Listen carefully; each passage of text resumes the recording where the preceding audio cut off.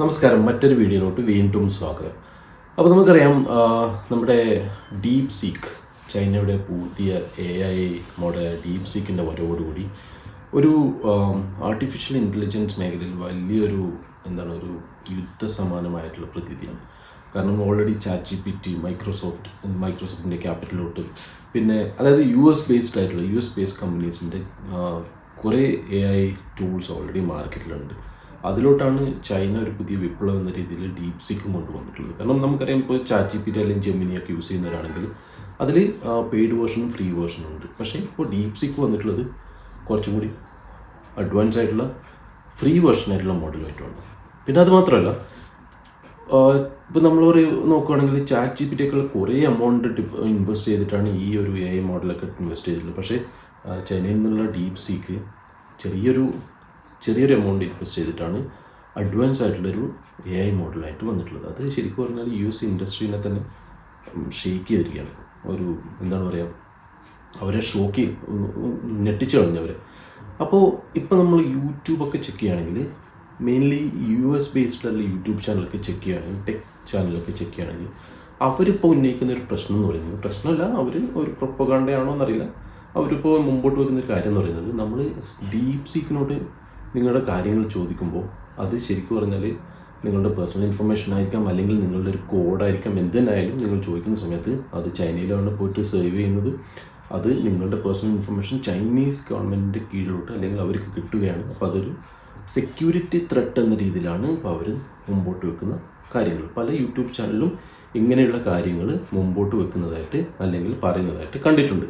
അപ്പോൾ ഇതിനെക്കുറിച്ച് എന്താണ് നിങ്ങളുടെ അഭിപ്രായം? ഇപ്പം ഞാനിപ്പോൾ എൻ്റെ അഭിപ്രായം പറയുകയാണെങ്കിൽ, ഒരു സൈബർ സെക്യൂരിറ്റി ത്രെട്ടാണോ എന്ന് ചോദിച്ചു കഴിഞ്ഞാൽ, ചില ഇൻഫർമേഷനൊക്കെ ചിലപ്പോൾ മേ ബി അവർ വേറെ ആവശ്യങ്ങൾക്ക് യൂസ് ചെയ്യുന്നുണ്ടാവും. ഫോർ എക്സാമ്പിൾ പറയുകയാണെങ്കിൽ, നിങ്ങളുടെ പേഴ്സണൽ ഇൻഫർമേഷൻ, നിങ്ങളുടെ ഒരു കംപ്ലീറ്റ് റെസ്യൂമേ ഇൻക്ലൂഡിങ് നിങ്ങളുടെ മൊബൈൽ നമ്പറോ, അല്ലെങ്കിൽ നിങ്ങൾ ഏതെങ്കിലും വേറെ ഇൻഫർമേഷൻ, പേഴ്സണൽ ഇൻഫർമേഷൻ, ആധാർ നമ്പറോ അല്ലെങ്കിൽ പാൻ കാർഡ് നമ്പറോ, അങ്ങനെയുള്ള കാര്യങ്ങളൊക്കെ നിങ്ങൾ കോപ്പി ചെയ്തിട്ട് അല്ലെങ്കിൽ ഡീപ് സീക്കിലിട്ടിട്ട് നിങ്ങളത് മോഡിഫൈ ചെയ്ത്, ഫോർ എക്സാമ്പിൾ നിങ്ങൾക്ക് റെസ്യൂം ബിൽഡ് ചെയ്യണം, നിങ്ങളെല്ലാ ഇൻഫർമേഷനും അതിലിട്ട് ചെയ്തിട്ട് നിങ്ങൾ ക്യാപിറ്റലിലോട്ട് ഡീപ് സീക്കിനോട് പറയുകയാണെങ്കിൽ ഇത് മോഡിഫൈ താന്ന് പറഞ്ഞു കഴിഞ്ഞാൽ അവരെന്ത് ചെയ്യും? നിങ്ങളുടെ എല്ലാ പേഴ്സണൽ ഇൻഫർമേഷനും അവരുടെ കയ്യിലായി.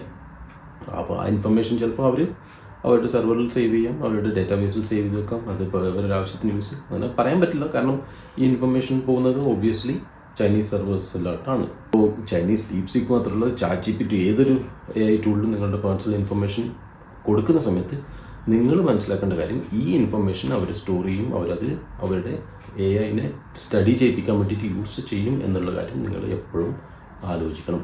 അതിപ്പോൾ AI ടൂളിൽ മാത്രമല്ല, സോഷ്യൽ മീഡിയയിൽ യൂസ് ചെയ്യുന്ന സമയത്തും അങ്ങനെ തന്നെയാണ്. ഇപ്പോൾ നിങ്ങളുടെ ഇൻഫർമേഷൻ, ഫോർ എക്സാമ്പിൾ നിങ്ങൾ ഫോൺ നമ്പേഴ്സോ അല്ലെങ്കിൽ അങ്ങനെയുള്ള ഇൻഫർമേഷനൊക്കെ ഏതെങ്കിലും സോഷ്യൽ മീഡിയയിൽ നിങ്ങൾ കൊടുത്തു കഴിഞ്ഞാൽ ആ ഇൻഫർമേഷൻ അവർ യൂസ് ചെയ്യുന്നുണ്ട്, മാർക്കറ്റിങ്ങിനോ അല്ലെങ്കിൽ വേറെ കാര്യങ്ങൾ സ്റ്റഡി ചെയ്യാനൊക്കെ യൂസ് ചെയ്യുന്നുണ്ട്. അപ്പോൾ ഇത് ഈ ചൈനീസ് പ്രോഡക്റ്റ് ആയതുകൊണ്ട് മാത്രമല്ല, നമ്മൾ എല്ലാ പേഴ്സണൽ ഇൻഫർമേഷൻ നമ്മൾ എവിടെ കൊടുക്കുന്ന സമയത്തും ഒബ്വിയസ്ലി ശ്രദ്ധിക്കേണ്ട കാര്യമാണ്.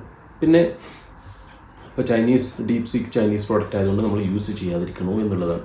അത് ഒബ്വിയസ്ലി ചെയ്തിരിക്കണം എന്ന് ഞാൻ പറയില്ല, കാരണം നമുക്ക് ഫ്രീ ആയിട്ട് കിട്ടുന്ന ഒരു ടൂളാണ്. അപ്പോൾ നമ്മൾ അഡ്വാൻസ്ഡ് ആയിട്ടുള്ള ഒരു ഓപ്ഷൻ നമുക്ക് കിട്ടുന്ന സമയത്ത് ഒബ്വിയസ്ലി നമ്മളത് യൂട്ടിലൈസ് ചെയ്യണം. അല്ലാതെ നമ്മളത് ചൈനീസ് സെർവറാണ് അല്ലെങ്കിൽ ചൈനീസ് പ്രോഡക്റ്റാണ് അതുകൊണ്ട് നമ്മൾ യൂസ് ചെയ്യാൻ പാടില്ല എന്ന് വെച്ചിട്ട് അങ്ങനെ വെച്ച് കഴിഞ്ഞാൽ നമുക്ക് തന്നെയാണ് നഷ്ടം. കാരണം നമുക്ക് ഒരു അവൈലബിൾ ആയിട്ടൊരു ഫ്രീ ടൂൾ കിട്ടുന്ന സമയത്ത് അത് മാക്സിമം നമ്മുടേതായ നമ്മുടെ സെക്യൂരിറ്റി കൺസേൺസ് എല്ലാം മനസ്സിലാക്കിക്കൊണ്ട് നമ്മൾ യൂസ് ചെയ്യുക എന്നുള്ളതാണ്. കാരണം ഫോർ എക്സാമ്പിൾ പറയുകയാണെങ്കിൽ, നിങ്ങൾ എഴുതിയിട്ടുള്ള ഒരു ഫുൾ കോഡ് അതിലോട്ട് ഇട്ട് കൊടുക്കാതെ നിങ്ങൾക്ക് എന്താണ് ആവശ്യം എന്ന് പറഞ്ഞാൽ അത് മാത്രം കൊടുത്തിട്ട് ചോദ്യങ്ങൾ ചോദിച്ച് അങ്ങനെ മാത്രം യൂസ് ചെയ്യുകയാണെങ്കിൽ നമുക്ക് നോർമലായിട്ടുള്ള രീതിയിൽ യൂസ് ചെയ്യാൻ വേണ്ടിയിട്ട് പറ്റും. അപ്പോൾ ഈ ഒരു പ്രശ്നത്തെക്കുറിച്ച് നിങ്ങളുടെ അഭിപ്രായം പറയുക, കമൻറ്റ് ചെയ്യുക. Thank you for watching this video.